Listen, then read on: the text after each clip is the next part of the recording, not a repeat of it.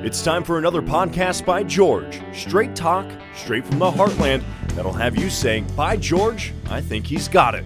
Now, here's George. Hello, hi, how are you? And welcome on in to another podcast by George. We've got him. The doc is back. He's in the house. That's Dr. Steffen W. Schmidt, the professor of politics at Iowa State University Political Science. He's the Lucan Endowed Professor of Politics at Iowa State University. And he wrote this book. You can see it right over my right shoulder. That's the 19th edition, but this thing is in the 20th edition already. It's used in most of the political science classrooms, the college classrooms around the country. He's a world authority on politics, and he's an expert on the Iowa Caucuses and, of course, the Iowa political scene. And he's heard on everything from CNN to Telemundo to wherever. And Doc, welcome back to the podcast. And the thing I want to talk to you about first, since we mentioned CNN, is the debate at Drake University. Now, I've got some photos and some video that I'm going to be using. That was all made available to Podcast by George by the good folks at CNN and the Des Moines Register. So I've got to mention that. I've got to credit those folks right off the top. And I've got a different way of looking at these things, and I know you appreciate that, Doc. I kind of look at things from a cynic's point of view, and I've got some cynicism regarding this debate last night. Let's open up with your take. What's your impression of, I think, the seventh debate, the first one of 2020, and, of course, the one at my alma mater, Drake University? Yeah, I had a very, very good friend of mine who is a political commentator and a real analyst say to me on the phone this morning. She said, you know, the problem with that debate was that it was in Iowa. And I said, what do you mean? And she said, well, you guys are known for Iowa nice. It's like Minnesota nice. And so the whole debate, she said, just seemed like it was kind of really nice.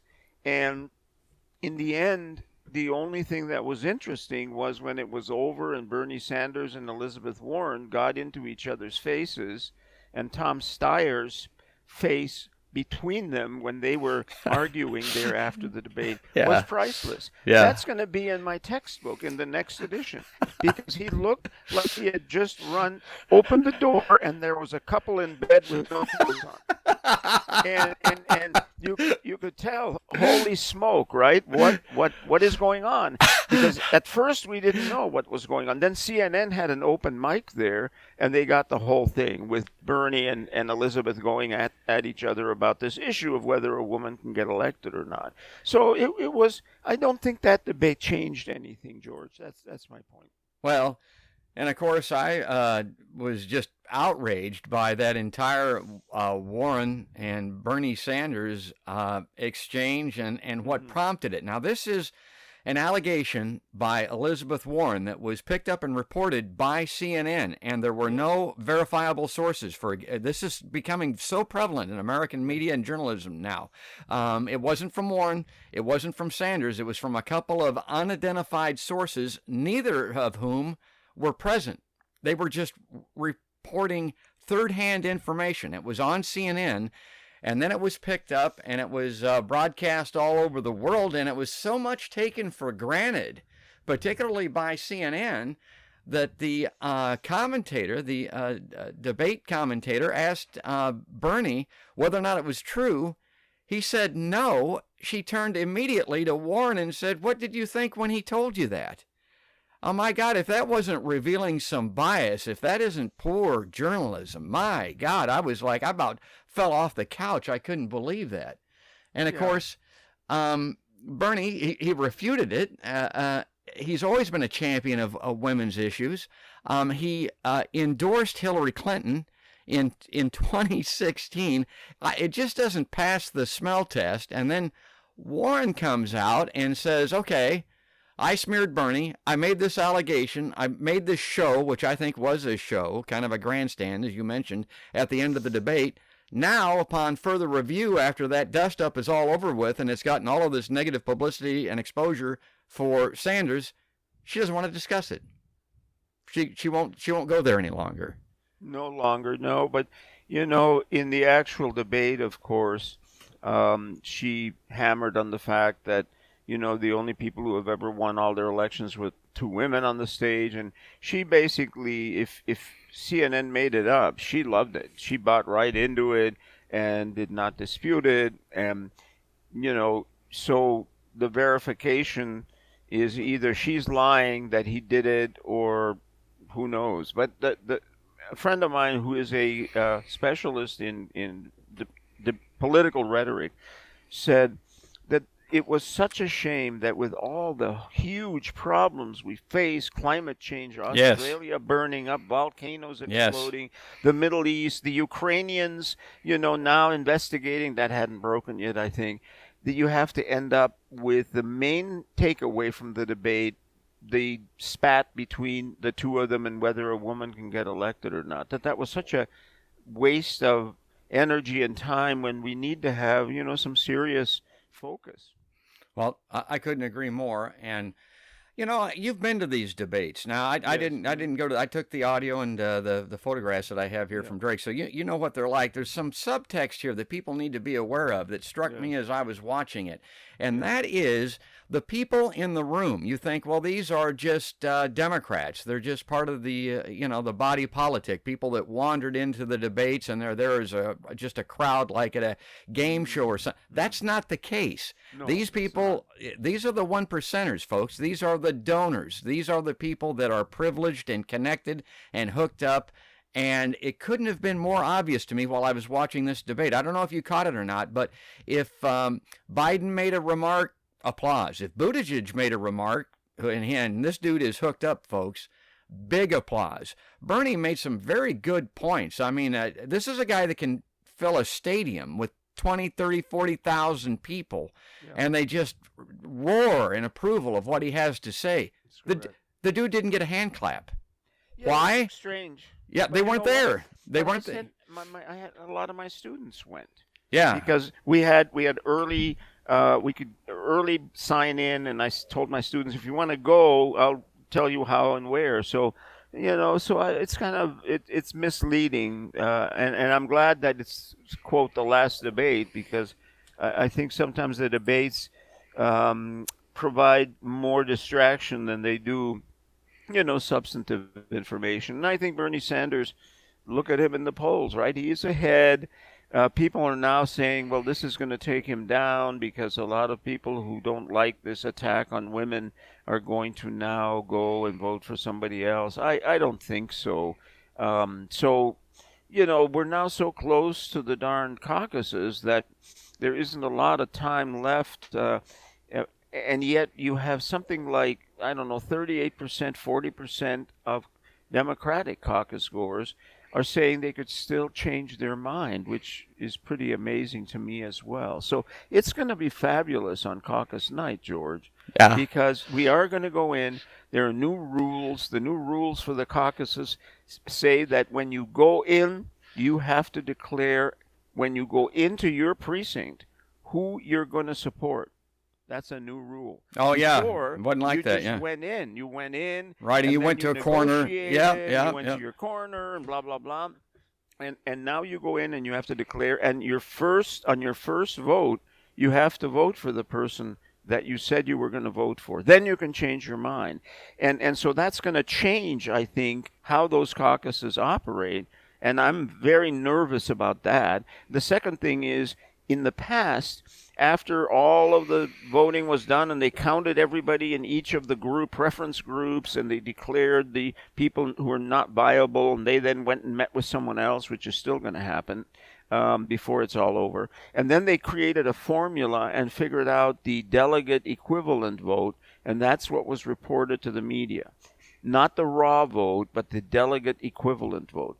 This time around, the rules have been changed, and they report the delegate count vote, which is kind of an equation, but now they also have to report the actual raw vote, which is different from the delegate count vote, because the delegate count vote is kind of a witch's brew of stuff.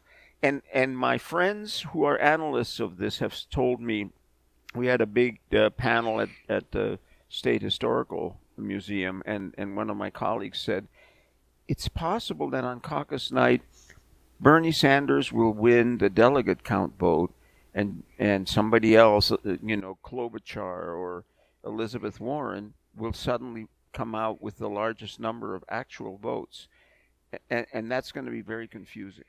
Okay, that is confusing. So to back up a second here, take my scenario as an example, and I've heard some people kind of get this wrong, but because I've been to the caucuses before, I know how they used to work, and like you say, you go into the room, you don't have to declare when you go in. That's changed, and you kind of stand in an area with a like-minded group for the candidate that you choose, and if you're not viable, if you don't have 15%, you can choose to join another candidate, or a lot of people don't understand this. You don't have to do anything. You don't have to change. You don't have to declare. But so to back up here, are you saying that if I stay uncommitted and remain in the corner with a few Tulsi folks, Tulsi will actually get a tally because of that? I mean, no, I don't think so. No, you still have to have the 15% viability. Okay. So, yeah, that hasn't changed. But then remember that you go from precinct on February 3rd, you then go to the county Democratic conventions in the 99 counties, and delegates are selected there.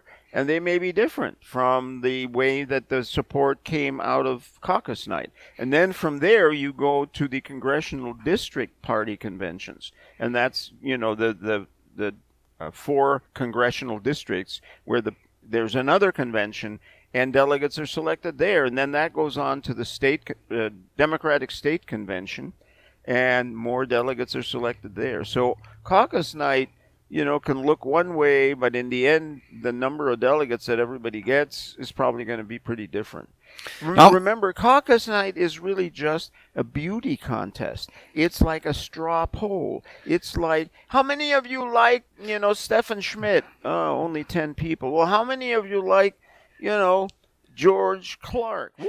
Oh, 500. But that's it. It doesn't necessarily mean that profile is going to go on, although often it does. Often whoever wins on caucus night goes on and actually gets those delegates. But caucus night is really kind of the end of a long slug with candidates shaking hands and eating fried food and going to the state fair and meeting people and getting their cars stuck in the mud and doing all this stuff and putting out yards. The only yard signs in Ames that I've seen are Mayor Pete's.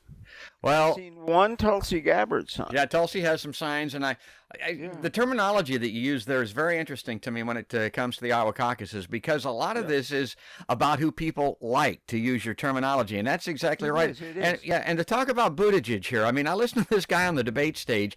He's very nonspecific. He talks very well. He says a lot of things, but there's not a lot of substance to what he's saying. Yeah. If you talk to his supporters, and there's a sizable contingent in Iowa, they just like him.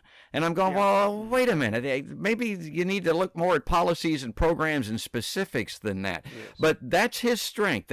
And he's playing to that as much as he can. Now, you look at the other candidates in the debate at this stage of the game, they're starting to play to their strengths. Biden wants to talk a little bit about history, because he knows that his strength are people particularly that like the Obama presidency, and they associate him with that time. So he wants to go back to that all the time.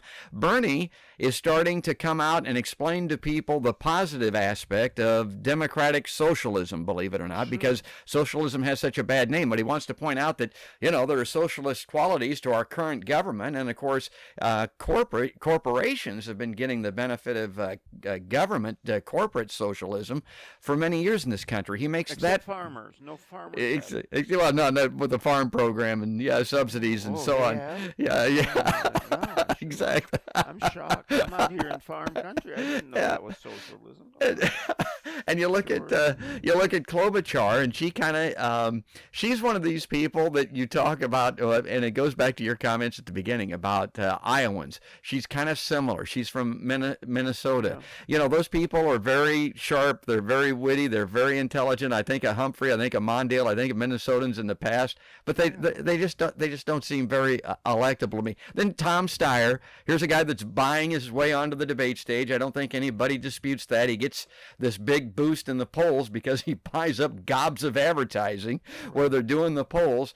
And his thing is, and what he's getting at now, and I saw this in the debate, is he likes to poke holes or point at things that he is not responsible for because he was not in Congress during the Iraq War vote or Afghanistan or budgetary problems, or he's not complicit in any of those things. And the other Democrats struggle with that because they can't say too much about some of those things because they were on the job. They were there. Yeah, Steyer. Yeah. The other guy who also did that was Donald Trump.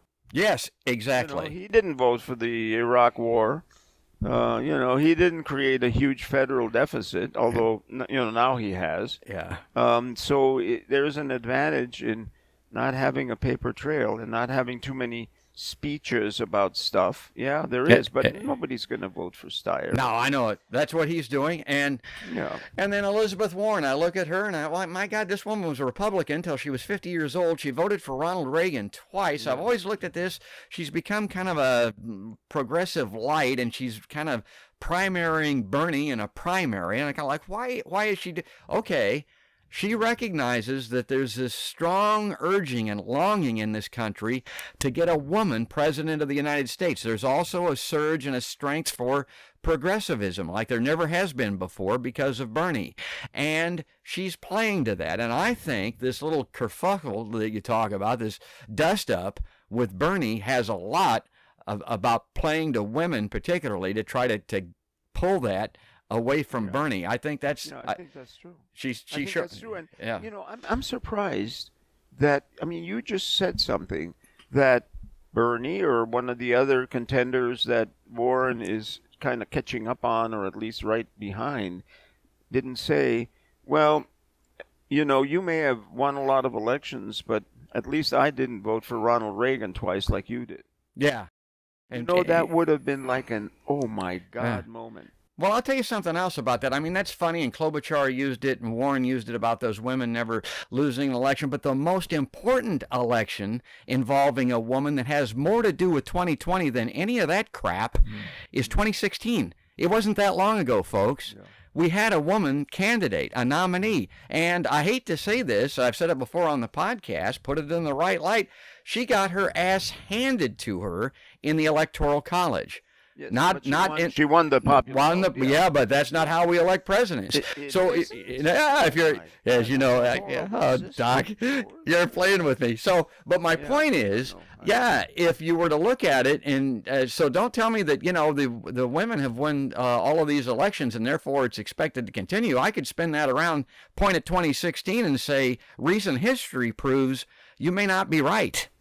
And what you're saying right there is that whole kerfluffle, which is, can a woman get elected? Exactly. And women say, of course women can get elected. Shut up, quit asking that question.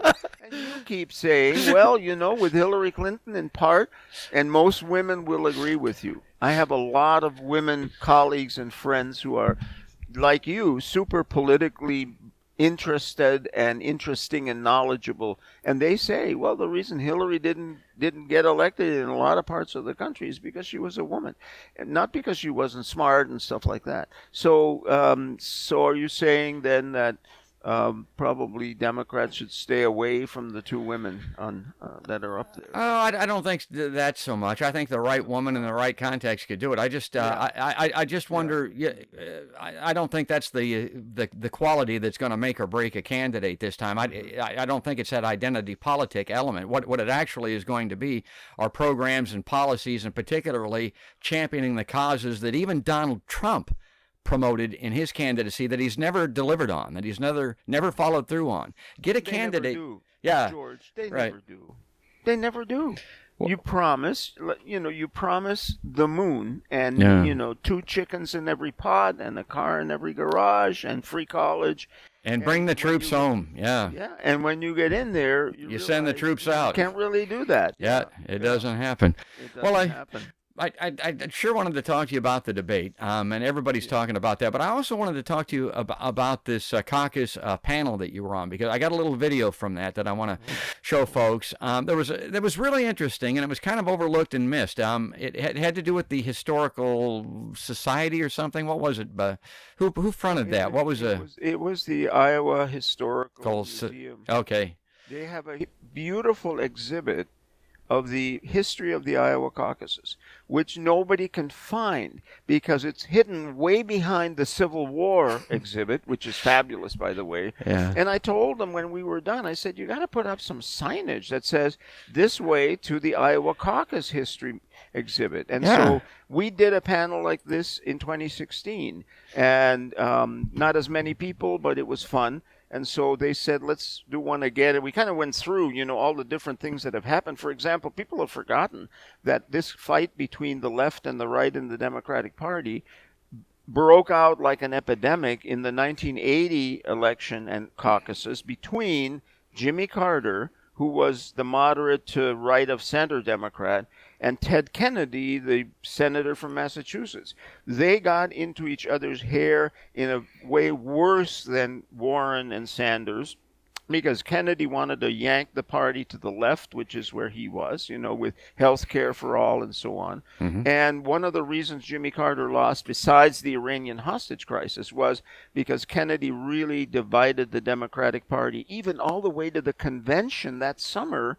And his leftist or more progressive, constituency didn't like Jimmy Carter. I remember clearly talking to a liberal progressive Democrat, very active, who said, I hate Jimmy Carter. I said, why? He said, he's a born-again Christian. Well, and of course that denotes conservatism to a lot of people. I could see a progressive saying that, but I mean, my God, the good qualities of a real Christian are very progressive. I mean, they couldn't be better. Born-again Christian, yeah. George. Born-again Christian. Well, they're not liberal. Really? Born-again Christians are, for the most part, very conservative. As voters. So it divided the party terribly. So we're looking right now, I think, at the potential for the same thing happening again. The party is divided. The left and the center don't like each other at all. And, you wonder if, like the last time around, the Bernie Sanders folks are going to walk or stay at home or vote again for Trump like they did in 2016.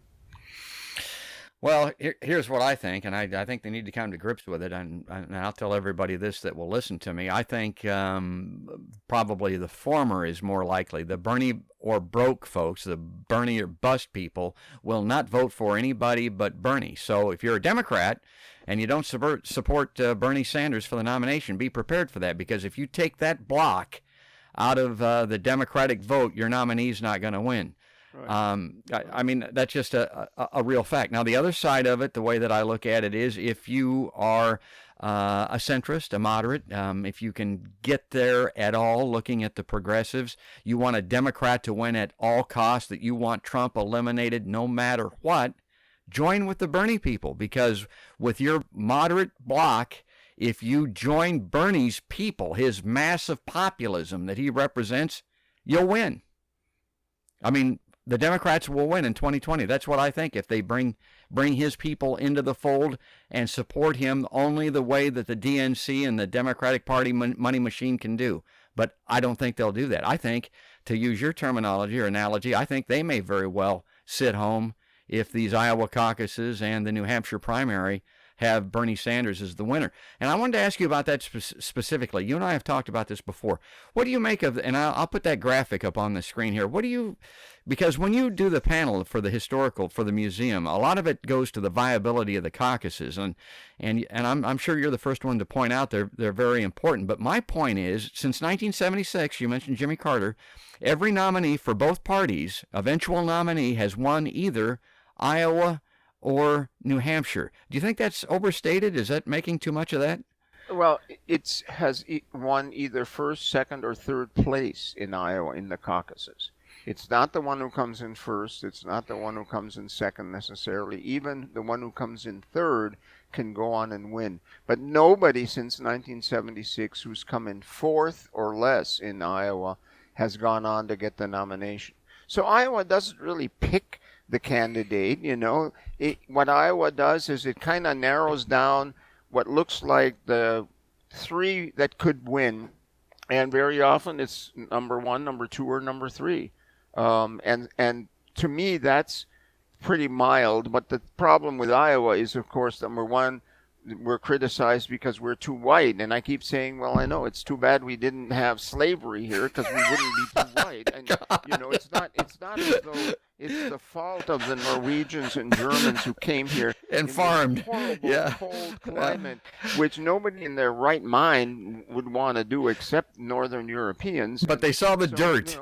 They looked at the the part of the state that you're familiar with, Iowa State University, north of Highway 20 up to Highway 30 up there. My God, it's black, crumbly. Yeah. You can just see those people looking at that thinking, my God, this is literally black gold. Is heaven. Well, yes. I thought it was heaven. Yeah. So that's one issue, is not enough diversity, and that's coming up more and more now than ever before. Number two, Iowa is too agricultural. That doesn't represent really the rest of the country. Number three, the caucuses are too complicated and makes people have to go at 7 at night in the middle of the winter somewhere and stay for 2 hours sometimes. And a lot of people just don't want to do that, can't do it, so it's not inclusive enough. And those are all the things that really, well, I'm sorry to say this, your listeners are going to be sad now. I think this is the last presidential selection season that we're going to have caucuses first in the nation. Wow, They're going to take that away from us. I really do. It just doesn't sell very well out there on the East Coast, where the effete, liberal Democrats especially, the Republicans might want to keep theirs. Theirs is real simple and quick, even though you still have to go to a precinct. But the Democrats, I think, are not going to continue to support this. There's so much pressure on the Democratic Party. Minority groups and others, just think that the caucuses are not the right way to go. God, Doc, when did you come to that? Have you told anybody else that? Oh, yeah. I did not. It's well, I mean, it's just my opinion, but I'm seeing an avalanche of attacks against it. And the last time around 2016, The Daily Show with Jon Stewart had me in an episode which they filmed here in Iowa. And the whole thing it's very short. It's called Iowa the Chosen Ones. So you can just Google Iowa the Chosen Ones. And Al Madrigal, the comedian, is the one who kind of did the interrogation. And I mean interrogation. And when you watch it, it's a little episode of why the Iowa caucuses are ridiculous and you should never have them. They had me there as the guy who was supposed to defend the caucuses, and they had some other dude from the East Coast, some professor consultant, who gave all the reasons why Iowa shouldn't have it. And that pretty much, that little episode, Iowa the Chosen Ones, it's kind of funny, but it's also kind of, I think, unfair. Is a perfect summary of why I think the caucuses are just not going to survive. Interesting. Well, that's a good point to stop, I guess. We're kind of up to our allotted time. I think that's a little bit of news. And by the way, I thought that panel that you did on the caucuses was excellent. I mean, we could go into it further, but one of the things, Doc, I hate to tell you this, but I mean, it should have been, and it kind of was a historical perspective on the Iowa caucuses. Yeah. They said at the onset that was the largest number of political scientists that had ever been gathered together in a setting like that to discuss the Iowa caucuses, which was very interesting. But I thought Doc Politics kind of ruled the day because you've got the most historical perspective of all of them. Because as you mentioned, you go back to Jimmy Carter and even before that. So, I mean, I do. I go back to the Stone Age. And they were really worried because they said if there's a terrorist attack on this panel, you're not going to have anyone left in the world who understands the caucuses. It's going to wipe them out. So they said one of you should go and leave the room so there's one survivor. Yeah, put you in an underground bunker like members of the cabinet. Right. Yeah, one of you has to stay down there and stay safe so that we know what's going on. Well, you do that just so that you can come back to the podcast. I know you've been kind of under the weather, and I appreciate you coming on the podcast to review I'm always happy to be on with you. It's always, number one, interesting, and number two, a lot of fun. Yeah, that's great, man. You take care. All right, folks, that's going to wrap it up. That's a house call. That's Dr. Politics, as we call him, Steffen W. Schmidt, the Lucan Endowed Professor of Political Science, author of this book over my right shoulder. The 20th edition is out now. I don't even know what the cover looks like. That's the 19th edition, but it's out. Pick up a copy and you'll learn and you'll know a hell of a lot more about all of this than I do. But we're going to wrap it up. That's going to do it. We appreciate you checking us out. We're going to be back here very soon with another podcast. We got Mike McRae coming up. You're going to like that. But for right now, that's another podcast by George.